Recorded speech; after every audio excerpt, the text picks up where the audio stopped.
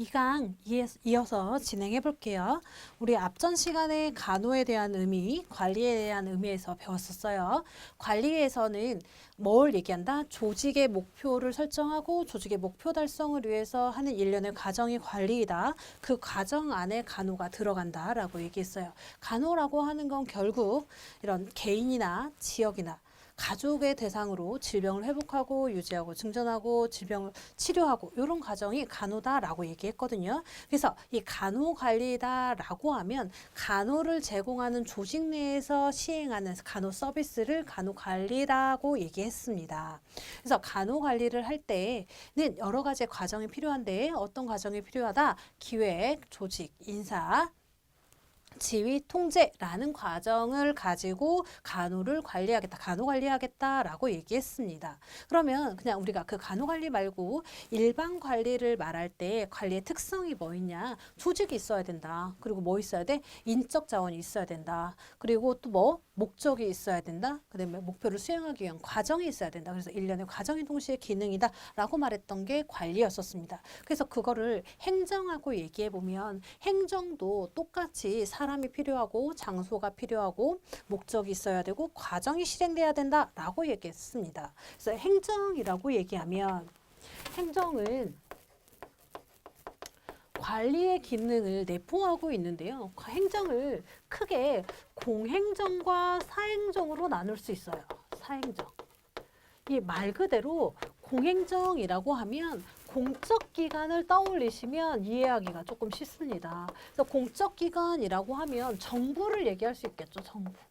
정부가 공적 기관이죠. 그래서 정부가 실행하는 일련의 과정들을 공행정이다라고 얘기할 수 있고요. 사행정이라고 하면 그냥 우리는 간호조직이니까 병원의 입장을 사행정이다라고 보시면 돼요. 그래서 병원에서는 병원 행정이란 말도 쓰지만 결국은 병원 행정은 뭐냐면 사행정에 포함이 되고 이 사행정이라고 하는 것은 병원 조직을 관리하는 개념이다라고 얘기할 수가 있겠습니다. 그래서 이 행정과 관리가 약간 같으면서도 다른 성질을 가지고 있는 게 특징이에요. 행정이라고 하면 우리 책에 보세요. 3페이지에 보시면 두 번째 줄에 공공정책을 형성하고 집행하며 관리하는 정부의 활동이다. 정부의 활동이다. 라고 여기 동그라미 쳐놓으세요. 근데 관리는 이 정부의 활동이 아니라 관리는 정부의 활동이 아니라 사행정이라고 했고 병원 조직, 하나의 조직에서 이루어지는 거다라고 얘기했어요. 그래서 둘 다 어떤 공통점을 가지고 있냐면 3번에 보시면 관리와 행정의 유사성 옆에 공통점이라고 하나 써놓으세요. 그래서 관리와 행정의 공통점은 뭐냐? 두 개 다 행정이든 관리든 뭐가 있어? 특별 공통점. 행정과 관리의 공통점 1번이 뭐예요? 목표를 설정하고 목표를 달성하려고 하죠.